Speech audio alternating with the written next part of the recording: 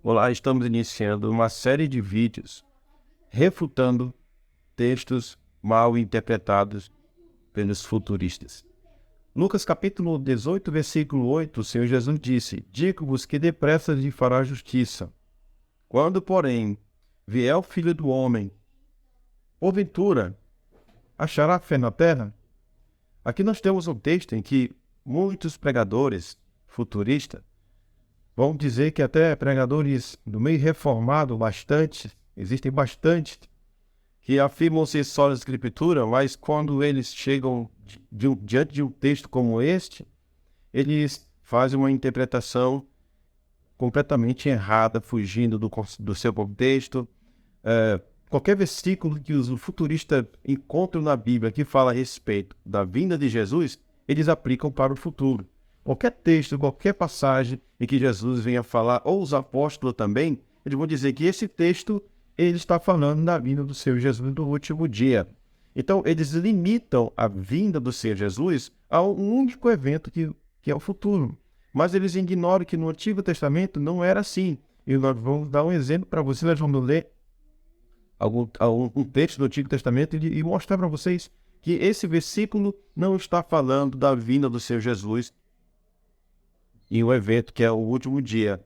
Não é essa vinda que o Senhor Jesus está falando aqui. Os pré-milenistas e amilenistas, eles usam muito esse texto para refutar o pós-milenismo.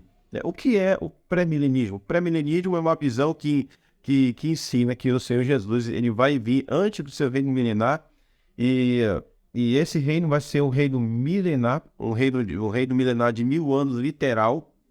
Já, por outro lado, os amilenistas não concordam, eles não acreditam que haverá um reino literal, mas eles também, ao lado dos pré-milenistas, os amilenistas combatem o pós-milenismo e literalizam qualquer passagem simbólica e pegam qualquer profecia que já foi cumprida e aplicam para o futuro. Então, eles usam essas duas correntes de interpretação, usam esse versículo apontando ele para o futuro e refutando o pós-milenismo de que não haverá uma era dourada do reino de Deus aqui na Terra. O que é o pós-milenismo? O pós-milenismo ensina que esse reino já veio e já está acontecendo e que não é 1000 anos literal e que haverá pregação do evangelho. Através da pregação do evangelho e o discipulado, o reino ele vai crescendo progressivamente e vai chegar a era dourada desse reino, que será a cristianização das pessoas de todas as nações, de toda a terra. Haverá um futuro, não sabemos quando vai acontecer isso, em que nós, cristãos verdadeiros e genuínos, seremos a maioria na terra. Então é neste momento que o Senhor Jesus vai vir. Ele não vai vir com um ensino à escatologia derrotista do fracasso sem esperança, que o Senhor Jesus vai vir quando tiver o caos na terra, quando aparecer o anticristo. Pelo contrário, o ensinamento da Escritura é muito claro, que o reino ele começou bem pequeno e agora ele já tomou conta de toda a terra. Em vários lugares do mundo, há muitas pessoas se convertendo ao Evangelho. É um ensinamento claro nessa Escritura, mas nós vamos analisar esse texto que eles usam para interpretar, combater o pós-milenismo e aplicam ele para o futuro. O que o Senhor Jesus estava querendo dizer? Que quando ele vier, ele não acharia fé na terra. Ele está afirmando? Não, ele não está afirmando que ele viria e não acharia fé na terra. Não é isso que o texto está dizendo. E há uma interrogação aqui. Em primeiro lugar, quando nós encontramos na Escritura a vinda do Senhor Jesus, nós devemos estudar essa vinda, ou vem o Senhor, vai vir o Senhor, ele há de vir, vai voltar. Enfim, nós devemos estudar em que contexto está essa passagem. Por exemplo, aqui, quando vier o Filho do Homem, achará fé na terra. Qual é a terra que ele está falando? É o globo terra em geral? Que vinda é essa? É a vinda no último dia, no fim da história? Vamos estudar o texto. Em primeiro lugar, o Antigo Testamento tem muitas passagens que falam da vinda do Senhor em juízo, das vindas do Senhor em teofania, da vinda do Senhor, que foi a sua encarnação. Deus se tornou em carne e habitou entre nós. Tem uma profecia de Zacarias, capítulo 9, versículo 9, nós vamos ler nesse momento rapidamente. Não vou ler muitos versículos para nós ganharmos tempo e esse vídeo não ficar muito longo. Diz assim, Zacarias capítulo 9, verso 9. Alegra-te muito, ó filha de Sião, exulta, ó filha de Jerusalém. Eis que o teu rei virá a ti, justo e salvador, pobre e montado sobre um jumento, sobre um asnínio, filho de jumento. Temos aqui uma profecia. Zacarias está profetizando uma profecia a respeito da vinda do Senhor Jesus. Agora, nós vamos dizer que esse texto é a vinda do Senhor Jesus no último dia? Óbvio que não. Por quê? Porque o próprio Novo Testamento, ele vai nos amparar, ele vai nos dizer que essa profecia de Zacarias 9:9 se cumpriu. Confira comigo, capítulo 19 de Lucas, capítulo 19, versículo 29. Não vou ler toda essa passagem, eu vou ler resumidamente.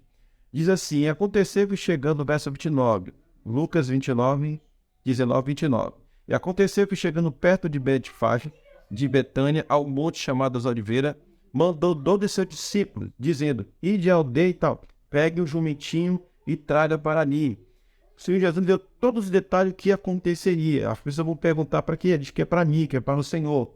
E os discípulos foram lá, e eles pegaram o jumentinho e aconteceu do mesmo jeito como o Senhor Jesus havia profetizado, porque ele foi profeta, né? Jesus estava aqui na terra, mas ele estava exercendo o seu ofício de profeta. E diz o texto sagrado que ele orientou os discípulos a falar isso, que eu preciso do jumento, e eles assim obedeceram, e assim o dono do jumentinho liberou. E diz o texto sagrado que o Senhor Jesus montou no jumentinho e indo ele, estendia no caminho as suas vestes. E quando já ia chegando perto da descida do Monte das Oliveiras, o Senhor Jesus montado no jumentinho e indo para Jerusalém, a sua entrada triunfal.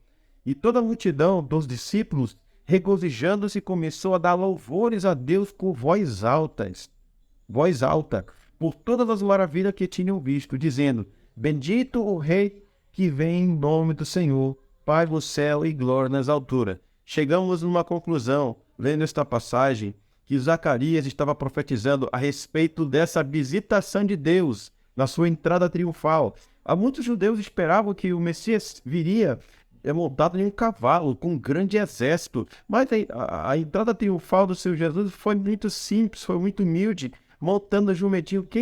Quem vai colocar esperança em um homem que disse ser o rei, montado em jumentinho, sem o exército, becos com armas, soldado, infantaria, montado no jumentinho e não no cavalo? Quem vai querer crer e aceitar ele? Os judeus, na mentalidade deles, eles achavam que o Messias viria de uma forma pomposa, gloriosa, uma coisa majestosa. Mas Deus não veio aqui neste mundo para estabelecer o reino literal.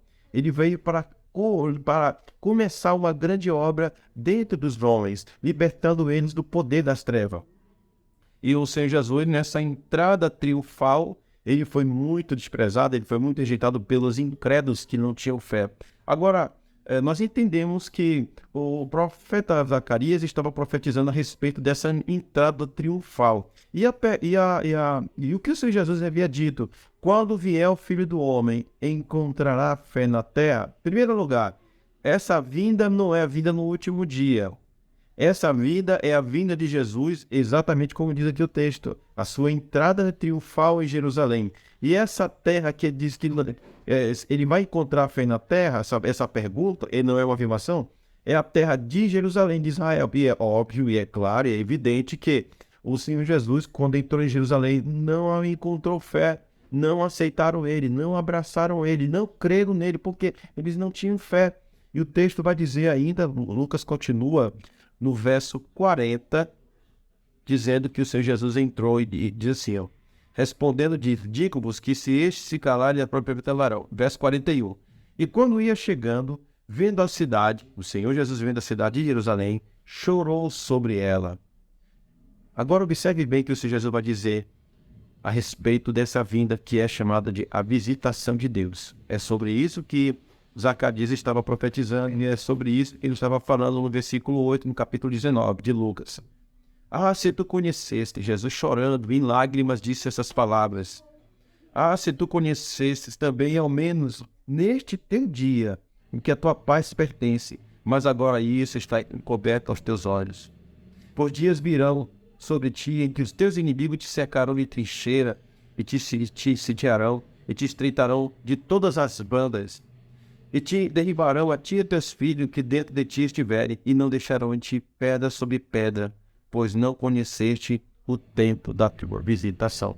Percebeu que o Senhor Jesus aqui estava falando que é desta visitação, essa visitação é a vinda dele na terra, e que ele de fato, ao chorar, de fato ele não viu fé. Eles não receberam o Messias, eles não creram no Messias, eles permaneceram incrédulos. E o resultado dessa incredulidade, dessa rejeição, seria o quê? O castigo. O Senhor Jesus estava falando que eles seriam cercados pelo exército romano e que Deus iria castigar eles duramente por eles terem rejeitado o Messias. É um grande pecado, é o maior pecado nesta terra, o homem rejeitar Jesus e viver a sua vida do seu jeito, da sua maneira. Israel, o Senhor Jesus contou, no capítulo 18, ele contou uma parábola. Antes do versículo 8, você pode notar que ele fala nesta parábola de um juiz que não temia Deus nem os homens, ele quebrava o mandamento de amar a Deus e amar o próximo, e ele estava sendo incomodado por uma viúva, e esta viúva, ela incomodou bastante ele, ela foi muito importunava bastante. Ela perseverou, ela pediu bastante com insistência para que esse juiz atendesse ela. Então esse juiz, Nico, que o Senhor Jesus conta a parábola, ele viu que aquela mulher não ia parar, então ele fez justiça, atendeu o pedido daquela mulher. Então o Senhor Jesus pega este homem ímpio para ilustrar o caráter belo de Deus, que o Senhor não é como esse juiz Nico. O Senhor, ele tem prazer em ouvir os seus servos que clamam a ele dia e noite, e ele é pronto em nos responder e ouvir nossa oração e atender o nosso pedido e nos socorrer. E veja bem que o Senhor Jesus contou essa parábola no versículo 1, nos diz que ele contou essa parábola com um propósito. As parábolas, nós devemos ter em mente que as parábolas têm um sentido só, somente um sentido. E o objetivo do nosso mestre nesta parábola é ensinar sobre o dever de orar sempre e não desanimar. E contou-lhe também uma parábola sobre o dever de orar sempre e nunca desfalecer. Então, nós temos aqui um ensinamento claro do nosso Senhor Jesus, que aqueles que têm fé e oram e pedem socorro, ele vai salvar, ele vai proteger. Israel não fez isso. Israel, quando foi castigado por Deus, eles estavam com uma viúva nas mãos de um juiz perverso e maligno. E então Deus não pôde fazer nada para salvar eles das mãos dos romanos, e eles foram terrivelmente destruídos. E aqui nós aprendemos que este versículo não está falando da vinda do Senhor no último dia, mas sim da visitação do Senhor Deus na terra de Israel, quando ele entrou montado em jumentinho e foi rejeitado pela maioria dos religiosos da sua época. Que você tome cuidado ao ouvir o Evangelho e que preste atenção nas palavras de Deus, porque o Senhor Jesus está fazendo uma visitação para você através da sua palavra. Até o próximo vídeo, se Deus quiser. Das ist die Pause, das ist du gesagt, okay, ebenfalls. Das war dann